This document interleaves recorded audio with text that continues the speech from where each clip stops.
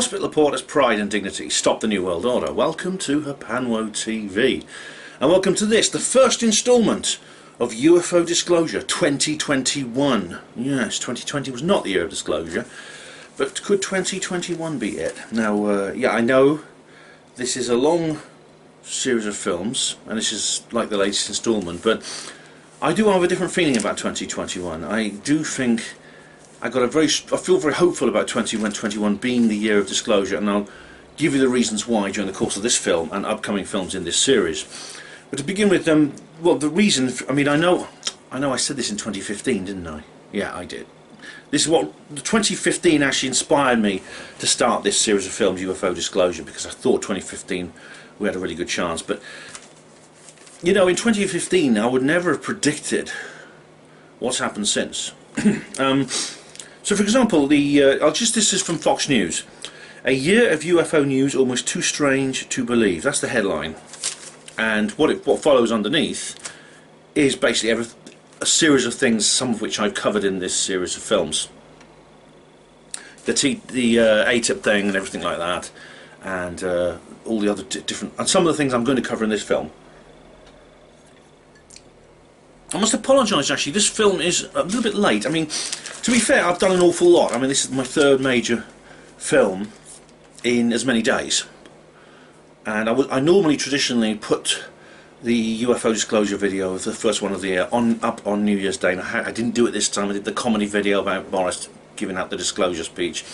Then I did the Brexit deal. There was just so much going on. Now, that's the reason why. But this is now, I'm now rushing these things through because there's an awful lot I think is going to happen in the next week, especially on round about Wednesday time when the big thing in Washington DC is. I'll be very busy that day, I'm sure. But the momentum which we see in the UFO world is still continuing. I don't see any slowing down of that momentum. Now, in particular, I think there was a debate between Bryce Zabel and Richard Dolan, which I covered on a previous instalment, which is all about that.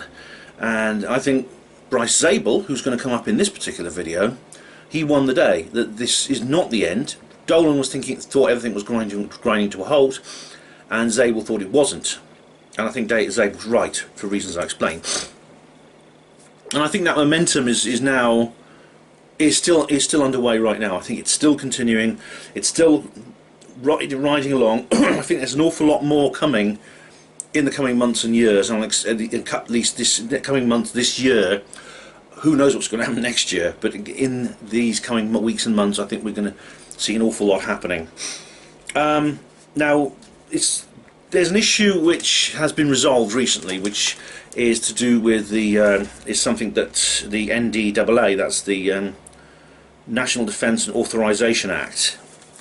Now, Popular Mechanics brought this up to my attention first. Now, Popular Mechanics is a big-time skeptic magazine. It ran a whole series of articles supposedly debunking 9/11 truth claims, and failed to do so, I should add. But they published an article saying Trump might block UFO declassification. And what they were referring to, it's a very dramatic headline, and I thought to myself, someone actually sent this to me, someone who's not a Trump fan. As you can see, I am. Make America Great Again. Sent me this saying, look, this is what your hero is doing. He's actually going to stop UFO disclosure. So I had a read through this article, and what it was, the NDAA, this is an annual act that is signed into law traditionally between Christmas and the New Year, and it is basically about how the US government allocates funds for its various military divisions, and this is an awful lot of money, 2.3 trillion annually, because the United States has by far the largest military on Earth, and the President traditionally signs it between Christmas and the New Year, and it covers everything for the upcoming fiscal year. Everything is basically covered, and this article made a big deal about it sort of dug up a few heartstring pulling things, such as, you know, among this in the Authorization Act this year, it's about setting up special needs schools for the children of military families. Poor children, you know, it's kind of tugging on the heartstrings a bit. The media are good at things like that. And what it was, Trump you see, the reason this article came about was that Trump vetoed that act. For the first time, I think since 1950s, the president actually refused to sign the act into law. And that's very, very rare that happens. The reason Trump was doing it, I think Trump actually had good reasons for doing this, because, well, firstly, he was concerned, as a lot of people in America are concerned, about this kind of year zero agenda they have there, which includes the destruction of Civil War monuments related to the Confederacy. That is, the removal of the famous battle flag, censorship of various ideas, the breaking up of statues, things like this, and indeed some military bases in the deep, what used to be the Confederacy, the Deep South, are actually named after Confederate officers. And of course, in this day and age, with the SJWs protesting things like that, the act included, also there was a separate act connected to it, and Trump was using this act as leverage to rename those bases with the after Union generals. Now, I think it's fair enough that Trump opposed this, because I've always been against this sort of thing, the destruction of monuments, things like that. It's all very Orwellian. I mean, in fact, on the first page of 1984, and George Orwell actually describes London under Big Brother, and he says statues came and went, they were taken down and they were moved, and no one even noticed. And seeing as Orwell was so predictive of so much else that's been happening in the world, I think we should take that seriously. So Trump, but there was another part of it was even more serious, and this related to troop deployments, because Trump wants to bring the troops home, in the truest sense of the word. I mean, it's always a slogan, is it? Bring the troops home and things like that. Bring our boys home for Christmas, etc. It's a slogan that you hear in the media all the time. Sometimes even politicians will utter it. Unlike many other former presidents, Trump actually took practical moves to doing that. So he actually had plans to, I think, move several regiments out of Afghanistan and Syria and bring them back to the United States, because he wants to de-escalate the whole situation. I mean, Trump, it's ironic, that people call Trump Hitler. They say he's violent, he's a monster, he's going to destroy the world. Of all the US presidents you could accuse that of, Trump is the last one. By the standards of US presidents over the last 50 or 60 years, Trump he's virtually a pacifist and an isolationist. It's absurd that people accuse Trump of this. He's been brokering peace between Israel and its neighbours, things like that. I mean, anyway, I don't want to go off on too much of a tangent and start having a rant about Trump and all the good things that he's done in terms of his foreign policy. But the point is that Trump was using his authority as the commander-in-chief and chief executive to try and force that through. And so that was another reason he didn't sign the NDAA. No, he didn't sign it for that reason. There's also some connection with Article 230, which again Trump has been trying to suppress. Article 230 is basically what causes internet censorship. Now, popular mechanics take a very typically sceptical and cynical view of this. They put it basically, they're saying, oh, if Trump's not careful, he'll alienate the tinfoil hat vote or something like that. They didn't use those words, but that's what they meant. But you see, I don't believe for 1 second Trump really ever intended to completely pull the rug out from the Department of Defense. That was never his intention. And because, of course, this year the Act includes things to do with the UAPTF, popular mechanics decided to make a big deal about Trump wants to stop UFO disclosure and things like that, which of course is hypocritical from their point of view anyway, because they're total and utter establishment cynics themselves. So it seems a bit of a pointless thing for them to say. Anyway, what's happened is yesterday, New Year's Day, the Senate overruled. Now, this is why when people say Trump's not draining the swamp, you've got to realise how deep and rancid the swamp really is, and how difficult it is for just one guy on a small group of people, maybe it's Trump and maybe it's Q and all these other people, to do this. It's not impossible, but it's a long, difficult task. The Senate overruled the president, 81-13, presumably with some abstentions. The Senate overruled Trump. Now, they can do that, you see. They have, if the president refuses to sign the act, they can essentially overrule it and sign it for him. And that, unfortunately, is what's happened. So, now there's another, now it's not over yet, because this act is going to go into law, which means that, unfortunately, some of the troop maneuvers that Trump wants to do aren't going to happen just yet. Now they may happen in the future. That's what I'm hoping for, and I'll be covering that in a future video. But they're not going to happen just yet. As for the UAPTF, the Unidentified Aerial Phenomenon Task Force, that's still going to happen, but it's covered by another piece of legislation as well. I'll be saying more about that in a minute. And some of you have been asking me about this. I've had emails from people about this. But then, it's actually, things started picking up through December. Things really picked up quite considerably from other sources, which leads me to believe that this is far from over. This whole issue is far from over. Now, one of the issues you often hear from people like Popular Mechanics and these other skeppers is they try to portray UFO believers as, well, I've got to be honest, people like me.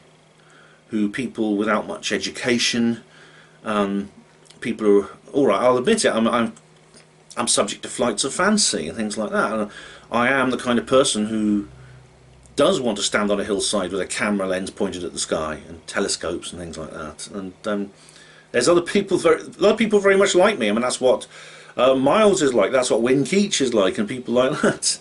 That is what many of us are. But I mean, I suppose there's a stigma associated with that. I mean, I don't want to put myself down because I don't believe I should be put down, but I suppose I do fit into that stereotype a bit, as does the other names I mentioned, and that makes us somehow easy targets for the skeppers.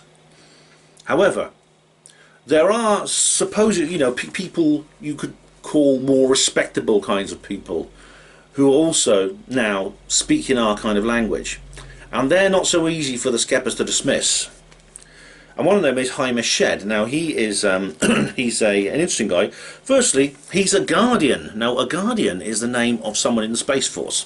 The US Space Force actually did an opinion poll actually of the personnel, and they elected to call themselves Guardians. And it's odd you get that kind of democracy in the military, but I think the US Space Force may be the only place in the United States currently where democracy is being practiced. But they elected to call themselves Guardians. Now, the US is not the only country in the world that has a Space Force. Others do as well. And Israel has a kind of Space Force. Well, it has a space office in the Israeli Ministry of Defense. And the head of that particular office was General Haim Eshed. Now, he's not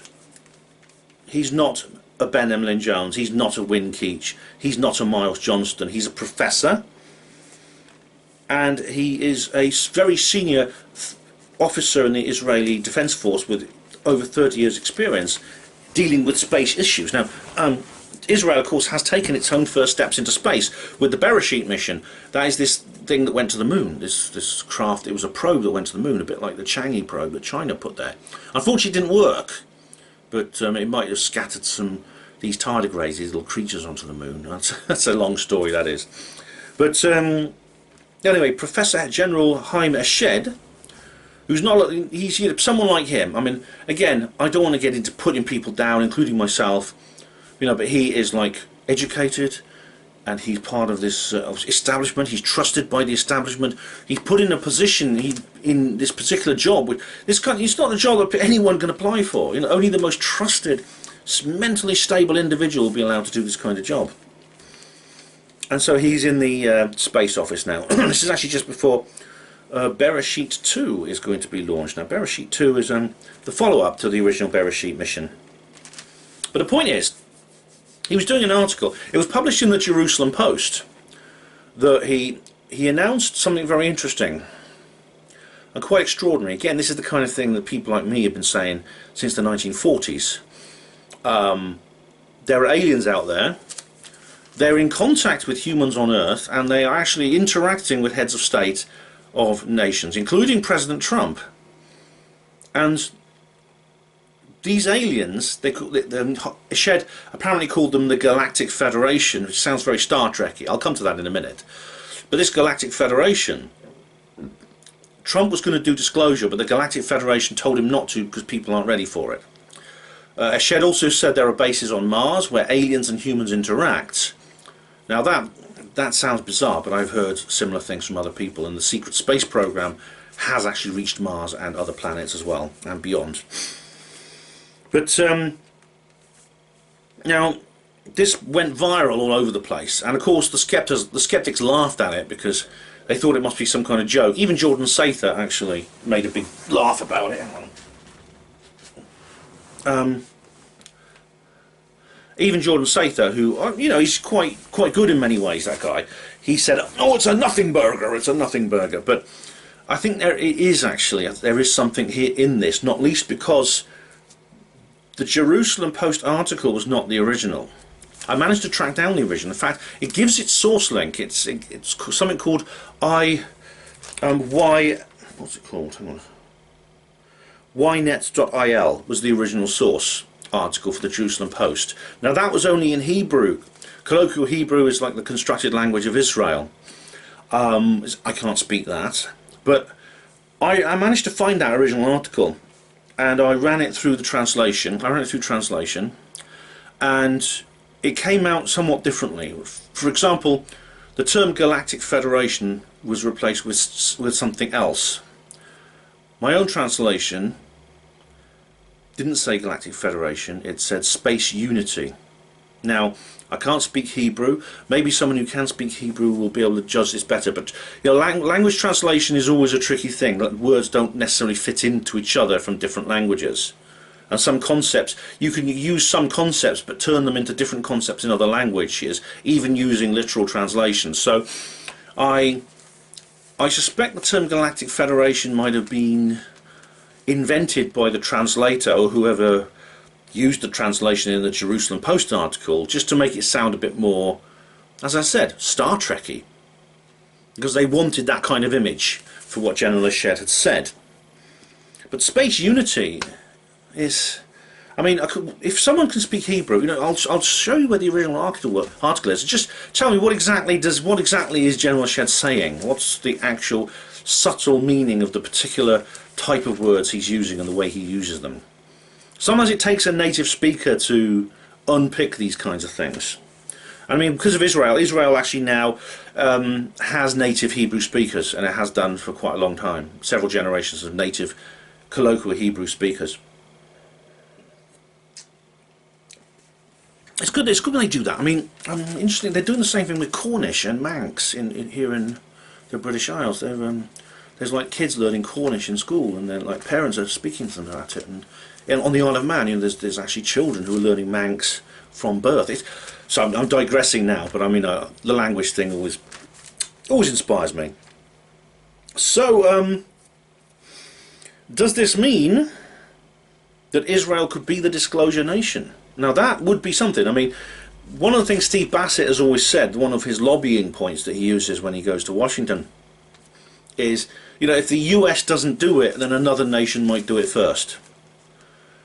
And these countries often have, like, they have information. For example, we often hear about the special relationship that the US has with Great Britain. However, the US also has a special relationship with Israel. And they exchange a lot of information, intelligence, things like that. It's a very, very major ally of the United States in the Middle East. And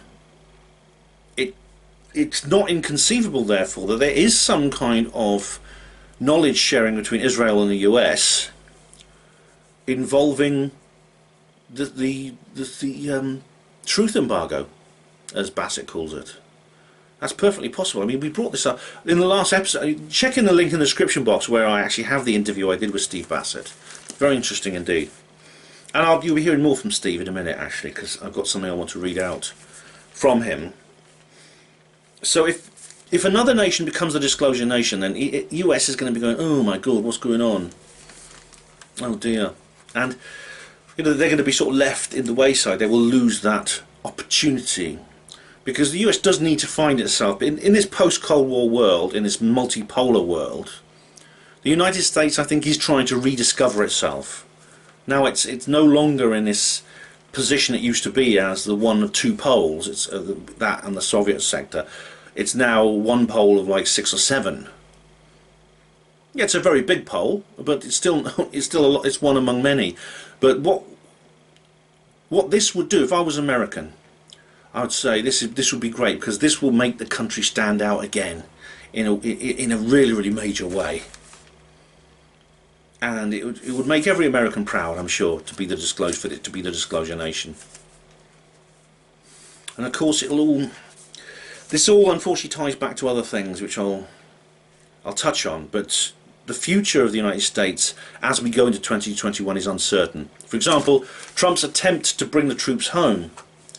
Had it worked, that would be great. But then what happens if he stops being president on January the 20th?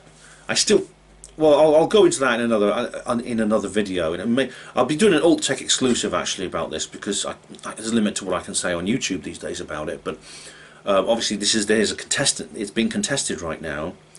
A potential President Biden, if it happens, a Biden presidency, will probably, as the moment those soldiers land and they're embracing their families, someone will say, right, get back on that plane, you're going back to the Middle East. And there's many, many more will follow you. That's what I think a Biden presidency would involve. But I'll cover that in more detail in a future video.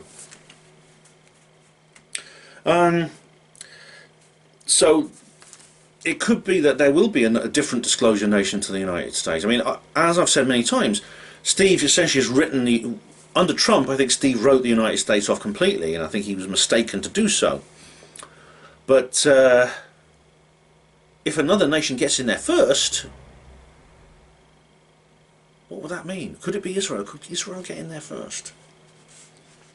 Maybe that's what's being planned. Because now, some of the things that General Eshed allegedly said, kind of like this, it doesn't quite make sense. He said that there were treaties. Now, this idea of alien-human treaties has always rung a little bit hollow for me. One of the most popular one is that that Eisenhower met in, I think it was 1954, met up with aliens at Holloman Air Force Base. Well, there were several other examples of different presidents meeting different aliens at different times in that period. But they signed a deal basically saying the aliens would give humans certain technology if, in exchange for aliens being allowed to abduct people and do experiments on them. And so basically they signed this deal, and they took Betty and Barney Hill and everyone else since then. Now, that's never made any sense to me at all, because firstly, alien abductions go back much further. I mean, they go back throughout history. There's every reason to believe people were being abducted by aliens in prehistoric times. There are cave paintings depicting this, thousands of years old. Yet, also, if you think about it, I mean, the aliens don't seem really, from what I've seen of alien abduction and its phenomena and everything associated with this, I mean, people like Dave Hodrian have researched this in more detail. I don't think how would a treaty be negotiated when the humans basically have nothing to bring to the table? What I mean by that is that the aliens don't really need our permission to abduct people. They seem perfectly capable of doing it without our knowledge, without our consent, and without any recourse on our part. Is there any activity humans could do that could prevent them abducting us? Because it seems unlikely from what I've gathered.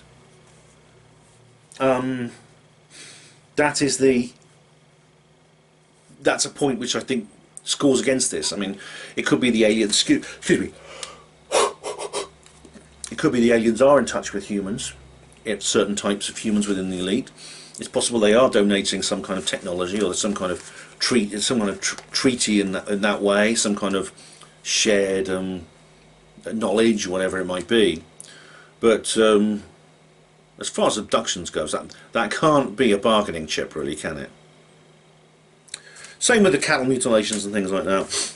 Now, it's possible what Eshed said could be something to do with what's known as fake disclosure, which, of course, is unfortunately the most likely kind. As I explain in my book, Roswell Rising, A Novel of Disclosure, how it's portrayed, it's possible that fake disclosure will be the most likely kind. Or that if something is leaked, which leads to a real disclosure situation, it could be mutated into a fake disclosure situation, which is what happened in Roswell Rising, if you've read it. If you haven't, you will be.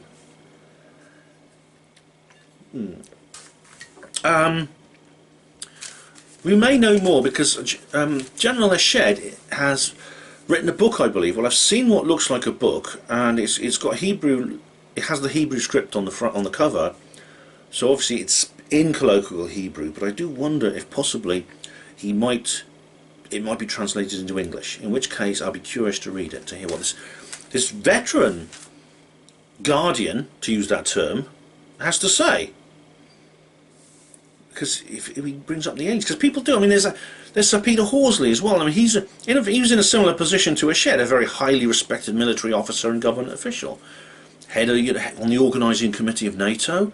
He was part of Strike Command, you know, and in charge of Britain's first nuclear deterrent. He talks about how he met aliens. Oh. See, it's hard. The skeptics always they overlook this. They sort of step over that because they like to marginalise us and polarise us.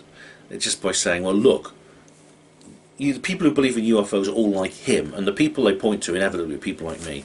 And I mean, I don't apologise for who I am, and I don't apologise for anything about me. That's just myself. But I suppose it is low-hanging fruit. Well, you might say, well, that's just one guy in Israel. What does it matter? Israel's just this little country in the middle of nowhere. Who cares about that? Well, you can't say this. Well, whether that's true or not, I'm sure Israelis would be offended to be thought of in such ways, but they're not alone, because then 2 weeks later, John Brennan started talking aliens. Now, John Brennan is a former head of the CIA. He's American. It's really weird because this broke out. I was actually on the Kev Baker show at the time. We were going live broadcasting on True Frequency Radio. And Kev sort of came up and said, Kev just said, hey, you know, he said, John Brennan's just been talking about UFOs. I said, what? He said, aye, he has, aye. And I'm like, you must be joking. And then you'll actually hear it if you listen to the show, you'll hear it. And then say, yep, sure enough. Sure enough. There he was. John Brennan, former head of the CIA. And the statement he made is, again, it's like Eshed. I mean, this is the same, these people like him and others, a whole list of people now, a whole list of supposedly respectable, prominent people are saying what people like me, the low-hanging fruit, has been saying since the 1940s. Now, people who are high-hanging fruit are saying the same thing. And it's happening mostly within the last few years. I mentioned, didn't I? I mentioned Helen Sharman, first British person in space. I mentioned Sir John Source, head of MI6. A couple of other people. You know, these are pioneers. These are, you know, record breakers. Now, John Brennan, he was in an interview and he started just by talking about the same sort of thing that people... He did the same sort of thing that John Source says. Now, John Source never mentioned UFOs in particular. He just did the old Carl Sagan line. He said, oh, you look out there and there's so many stars and you think, well, like, there must be aliens out there. There must be aliens somewhere out there. And then he didn't go any further than that. The implication, because it's a very, as I've explained in my SETI and UFOs talks, the idea there's aliens out there is one thing. To say, yeah, they're out there, but they're also down here with us, is something entirely different. And as Steve and I have talked about, and Steve Bassett and others, and Stanton Friedman, God rest him, and people like that have said, it's just a distraction. It is basically disinformation. When people have their telescopes pointing at the sky, they're not looking at the UFOs hovering just much, much closer than the stars. But anyway, see, the thing is, John Brennan then goes further. He says, I won't read it out, but basically he talks about how there are strange phenomena out there we're going to be hearing more about, no doubt. I'm paraphrasing now. And these are associated with mysterious stuff that we don't yet understand. And what's weird is it's a long, very garbled sentence that he gives. I quote it verbatim in the Hapanwo Voice article I wrote about this. But it's clear he's nervous when he's saying this. Like, he knows what he's saying is a serious matter. And he's sort of touching on something that he's very sensitive about. He also, strangely enough, uses the future tense. He definitely says information we're going to be hearing about. So is he saying there's stuff out there that they haven't published yet and haven't declassified that will be in the future, or could be, which will bring more knowledge to this situation? I think he's referring specifically to the ATIP, because he called the ATIP stuff eyebrow raising. He didn't say, oh, nice picture of a weather balloon. He said eyebrow raising. I mean, Trump has said similar things. And I think what he may be referring to is things that we already know about but have not yet seen. Now, this is because when you see the ATIP footage, there's a lot of you see this grainy kind of grayscale imagery, and a lot of people say that's not very good, is it? I mean, do you remember people like do you remember my Morgoth's review reply where I talked about UFOs, and Morgoth was going, oh, they're just it's really bad images, they're not very good pictures, are they? And I said, I made the point, they're not. It's actually military gun camera footage. It's designed for identifying targets. It's not there to make pretty pictures. However, there are other things that paint possibly the equivalent of a pretty picture, which is other data from the US Navy fleet, the Nimitz fleet. That includes telemetry. There could be radar logs. There could be firing solutions. There could be electronic support measure data, things like that. If these things are transmitting stuff, that's what I mean. Now, we know that exists. Apparently, it's been confirmed that telemetry exists. However, it's not been declassified. Now, interestingly, the reason it hasn't been declassified might possibly be nothing to do with the UFO context. It might simply be because if people know about this, they may learn about some of the capabilities of these ships, which is some of the most highly guarded secrets in the US government. You know, some enemies might learn about it, things like that. So it's possible it's been kept back simply for that reason. But it's interesting that this is just 2 weeks after Eshed. Just literally 2 weeks after Haim Eshed came out with what he said, then John Brennan comes out with the same thing. And I do wonder, I think it's a bit of a rhetorical question about whether or not it's coincidence, because if I say, is that a coincidence, I am implying, and I mean it, it's not. It's not a coincidence. Anyway, the current CIA chief is Gina Haspel, and she's a Trump appointee, so I do wonder, is she going to say anything? That'll be quite something if she does. Okay. Now, another thing that some of you have commented on. I mean, I was going to mention this anyway in my next UFO disclosure video, but a lot of you have been asking me about this anyway. Is TTSA splitting, and this is something that's just happened. And my dehumidifier started making a noise. Hope that doesn't bother you. Well, these bloody Liberace's quiet tonight. To the Stars Academy for Arts and Sciences, there's been a split. Now, this is quite early days. This only happened just before Christmas. But 3 of its board members walked away. Louis Elizondo, Chris Mellon and Steve Justice. They just resigned on the spot. And this is a bit of a blow because, of course, I think Elizondo in particular will be missed because he's their chief media spokesman.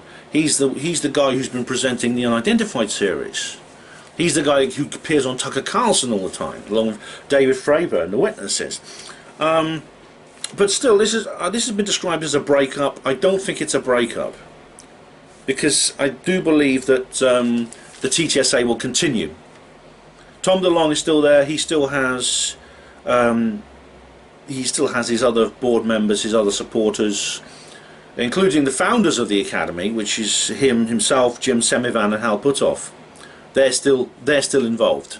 So I suspect they'll simply carry on without Elizondo and the others. Now, there's been some questioning over the stock price. I don't know if any of you bought any stock in TTSA. I haven't actually, but I don't know. It might not be a bad bet actually to do that. I mean, if things go the way I think they're going to go, then that could be worth a lot of money in a little while. So it may be worth picking up a few shares. Just spend 100 quid or so on it, and it could be worth a lot more in a little while. You know, it's like the people who got on the Bitcoin train early on. They're now very, very wealthy as a result of that. Because I think ufology is going to be a growth industry. But the stock prices, I don't think they've actually been affected by this, actually, as far as I know. Like I said, I don't own any of them, so I don't have a vested interest. So if you own TTSA stock, you better maybe check with your broker and see what the prices are at the moment. I've not heard anything about panic selling anyway. There's been no stories at all about that. But then what happened was that the day before Christmas Eve, because everyone was asking what's going on, and they were contacting Luis Elizondo saying, "Hey Lou, what's going on? What's going on with you quitting TTSA?" Now he wouldn't answer those questions, but he did put out a tweet, a very positive tweet actually, where he basically talked about it's a new dawn. I'm going forward with my friends. Let's put this into second gear. I mean, I can't remember the exact words verbatim, but he sounded very positive. He sounded very upbeat and very hopeful, and he talked about putting it into second gear. Now he's used the term second gear a couple of times now with several people in several situations. Now what does he mean by second gear? Now he's hinted, I think he has hinted a couple of times when he mentions this second gear. He hasn't confirmed anything, but he's hinted a couple of times that he plans to start a new campaign, one with possibly a more international flavour, and there's rumours that James Fox is on board. I don't know if that's true. If James Fox is on board, then you could be looking at a new TV series or documentary, which would be quite something.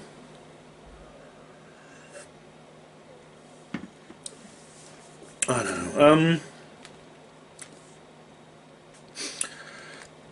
It's hard to know. I mean, the thing is, when it comes to his resignation and the other two guys, Mellon and Justice, it's hard to know what their reasoning is, particularly because they haven't commented, and TTSA management haven't commented. So we may find out at some point, but right now nobody knows.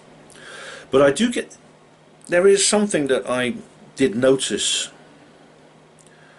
I think, with Lou Elizondo in particular. Now this is something I mentioned on the Kev Baker show, because Kev and I did like a special about this whole thing. We went on for the whole 2-hour show about this one subject, about UFOs and the ATIP and TTSA stuff. And we said, look, there's stuff. Elizondo, we analysed a couple of Elizondo interviews, and I said, this is a man who wants to say more than he's allowed to. He wants to say things and he can't, and the reason is possibly that TTSA are clipping his wings. They're actually making him hold stuff. The board is actually saying to him, there's something you can't say just yet, Lou. So this is a guy, they're clipping his wings to keep him on the ground. Does this mean, and now he's resigned, he is now a Luis Elizondo in full plumage? If so, how high can he fly?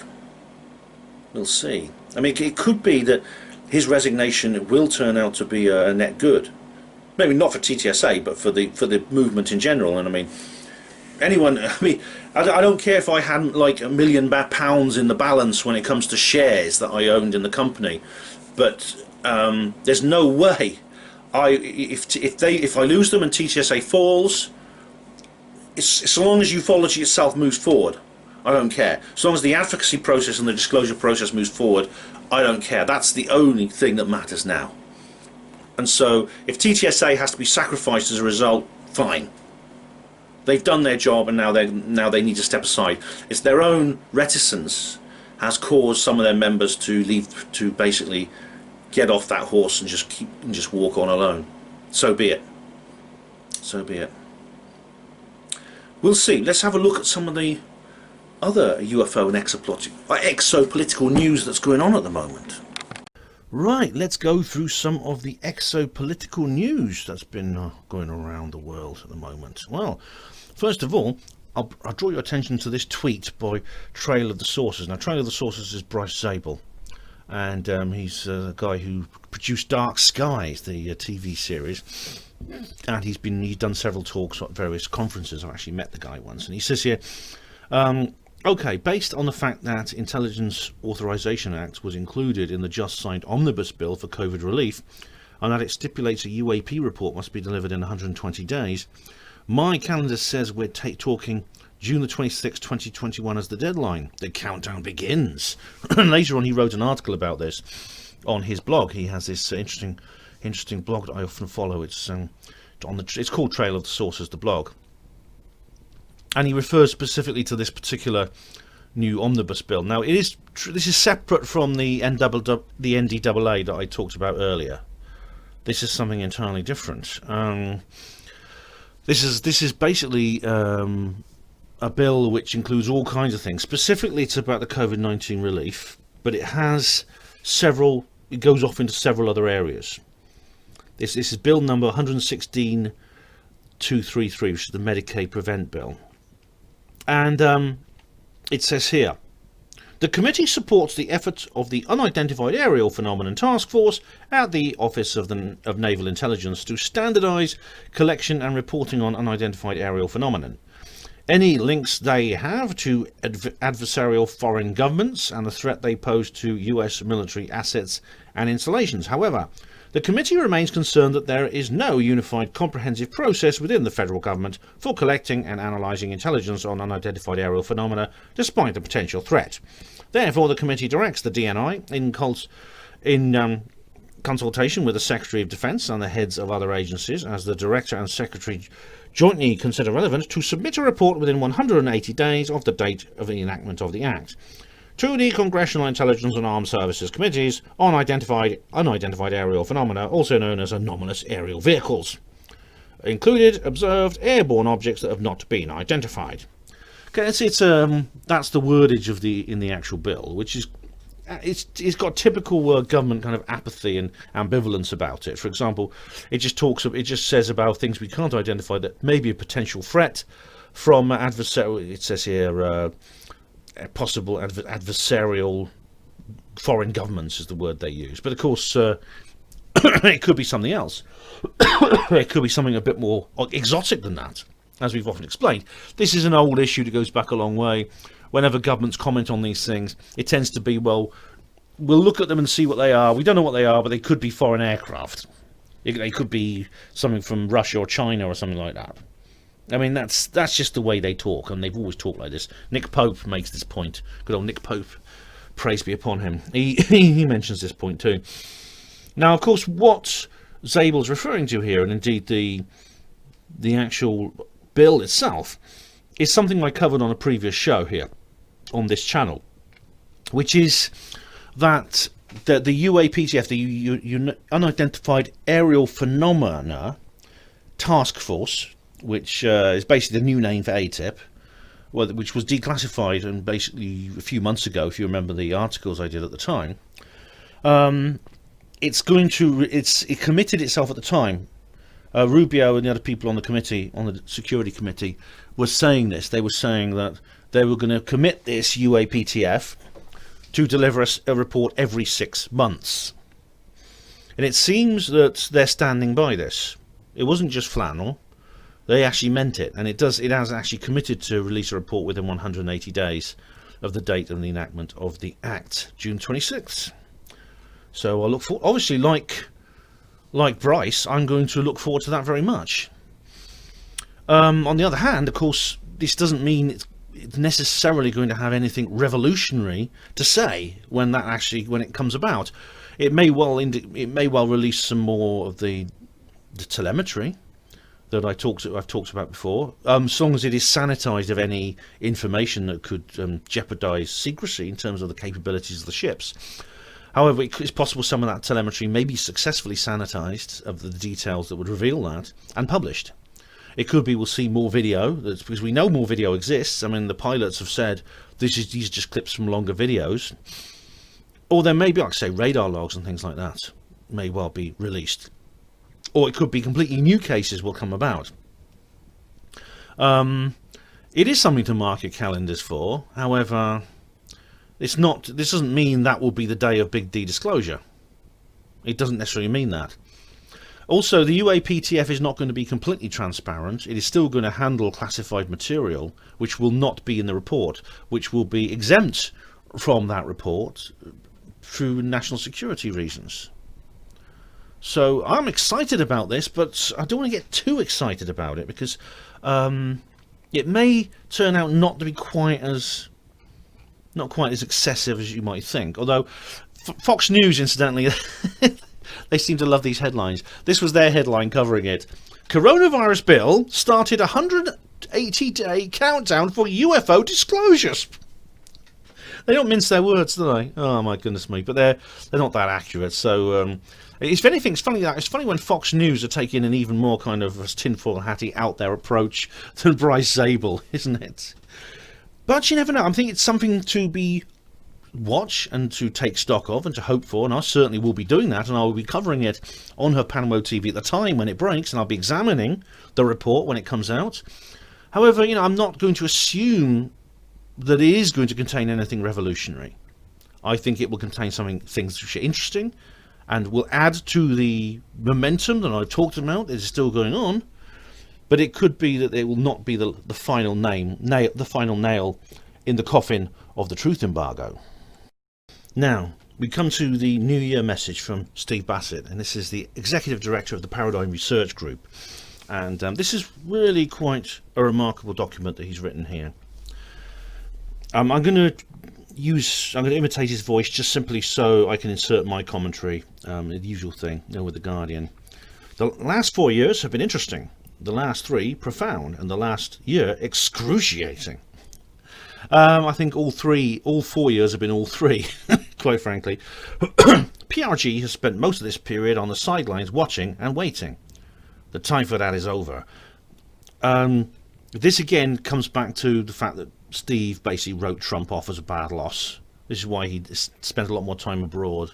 Again, I don't agree with that for reasons I've explained before. This is not to say that I don't completely endorse Steve's mission and sentiments here. I think he just went down the wrong route when it came to what he thought would be a good disclosure president and things like that. But anyway, he carries on. Circa 2016 to 2017, the Pentagon declassified 3 gun camera films of intercepts of unidentified craft by advanced naval aircraft that were given to former Deputy Assistant Secretary of Defense for Intelligence Christopher Mellon of the To the Stars Academy of Arts and Sciences. That's right. Well, he's one of the guys who's just left, unfortunately.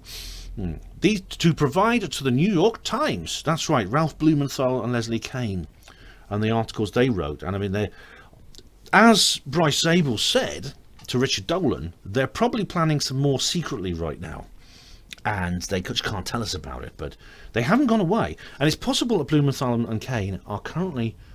I think I said this in a previous instalment in this series, but I said they're probably maybe fielding offers from other publications, because it could be that other journals want to poach them. So that's also something we shouldn't rule out.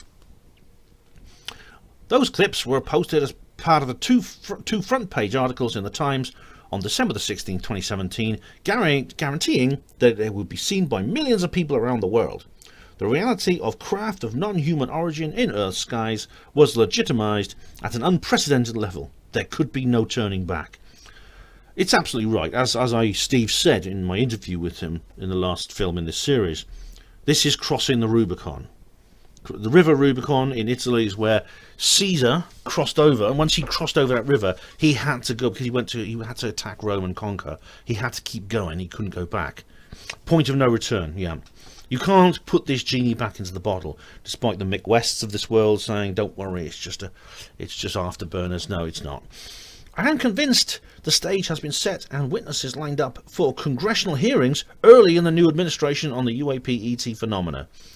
We have waited 53 years for this. Such hearings have always been the appropriate prerequisite for disclosure, and the PRG's singular focus going forward is helping ensure they take place sooner rather than later. I think it's more than 53 years, Steve. It's about 73 years. But yeah, we've waited a long time for this. And, you know, I really hope you're right. I really do. But if it happens, it may not be, the new administration may be Trump and not Biden who's actually in the White House when this happens. We'll see. We'll see. Either way, I want the same thing you want here. I really do. It has been gratifying to watch capital D disclosure being discussed by social media influencers and television, radio, talk shows, old and new, and covered by the mainstream journalists. This will certainly increase in the new year. I think it will, you know. I think it will. It's going to increase. The kind of articles that are coming out now are like something we've never seen before. What Fox News said, you know, this is the most amazing year in history when it comes to ufology. It's no longer really that fringe anymore to be a ufologist or have an interest in UFOs. It's kind of past the dinner table challenge, really, hasn't it? I mean, it's something you can bring up when you are sitting around having dinner with people and no one wants to say anything that will urinate other people off too much, because you have to sit. Otherwise, everyone will be sitting there in silence and sipping their soup. You know, everyone's always careful in those situations when you're stuck with other people. But you can now say this sort of thing, and you won't necessarily get people, you know, rushing out the door or fearing you won't be invited back and things like that. When people like John Brennan, Haim Eshed, John Soares, Helen Sharman, and others are speaking out about this, even people like Christopher Mellon, that is something to, well, whatever it is, whatever's going on, whether it's a real, genuine movement in terms of the TTSA specifically, or whether even if it's some kind of disinformation. And I mean, I don't go along with the idea that it's definitely disinformation. I know some people do. You know, it's the usual everything's disinformation posers. You know, I don't go along with the everything's disinformation posers. We're all doomed posers. You know, I'm so superior to you, Ben. Things like that. You know, I've heard all that. I don't go along with what these people are saying. I mean, I think, as Richard Dolan says, we should give them a chance. Don't mean you have to believe everything they say, but we should give them a chance. So yeah, there's going to be an increase in profile of the UFO phenomenon, I think, certainly in 2021. Well, no matter what happens, I think there's going to be a lot of attention on the aforementioned UAPTF publication in June. That's certainly going to be a major issue, I think. What to expect from PRG? The introductory Disclosure Wire podcast will post on January the 7th. Oh, cool. I've got to look forward to that. That's Thursday. That is Steve's first new raised Disclosure Wire. Do you remember we talked about the Disclosure Wire in the last video? I've got to hear that. That's going to be cool. Steve, it's great that Steve is now broadcasting the same way I am. He's now not just appearing on other people's content, he's creating his own, which is fantastic. So so the inaugural show, January the 7th, brilliant. PRG updates will be shorter and more frequent. More extensive articles will turn up on Medium and in the PRG Disclosure Wire blog. The most dense interview schedule possible will be booked. Good luck with that, Steve. I really do wish you luck. I'll tune into your first show. I'll listen to all your shows. I'm really looking forward to that. That's great. A concerted effort will be made to bring the PRG's perspective to cable news coverage. If that is successful, PRG will then seek meetings and take that perspective to Capitol Hill. And of course, when hearings take place, PRG will cover them all and report back. Yeah, I mean, I know you're very good at dealing with the media, Steve, and I do hope PRG, we do hear more on the cable news and things like that around the world. And the lobbying effort is still continuing. I'm glad to see you're doing that. And, you know, I know you'll report on what happens, and so will I. It's pretty good. It's really quite something. This can be and will be the year the truth embargo ends. The party is about to begin and everyone is welcome. Happy New Year, Steve Bassett. That's the last paragraph in particular, I think, is what makes this little New Year's message really remarkable, because Steve has said this sort of thing many times, but for the first time ever, it's really, he's really, I think, it can't be written off as just Steve's excessive optimism. I think it's justified optimism now, and I think people are going to have to take notice. There's going to be, I think, a lot more attention paid towards the disclosure movement involving Steve and Richard Dolan and Dr. Stephen Greer and people like that, and myself, of course, as part of that, and Bryce Zabel and many others, in the coming few months. And I look forward to that, I really do. So, ladies and gentlemen, it's a new year, and it's a new year and a new decade. Although some people say, well, the first year of the decade is the 2020. But technically it's 2021. It's like 2000 wasn't the first year of the millennium. It was the last year of the 20th century. That's technically. That's what Wikipedia says anyway. But there's never 2121. This is the 21st year of the 21st century. So this is kind of like a 2121 moment. I don't know what numerologists will make of that. But 2021... I think things are looking up, as Bassett says. Bassett has a reputation for being overly optimistic all the time. But is it possible that this time it's really justified? It could well be, and an awful lot hangs in the balance. A lot of what happens now in the ufological world, I think, is going to be decided by what happens in the US executive over the next month. That is, this battle between Trump and Biden for the presidency. I think the best chance we have, and it's no secret that I believe this, is that if Trump wins.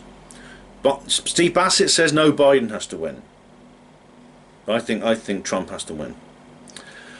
But we'll see what happens. I mean, that's what I'm looking at. I still believe Trump can win this.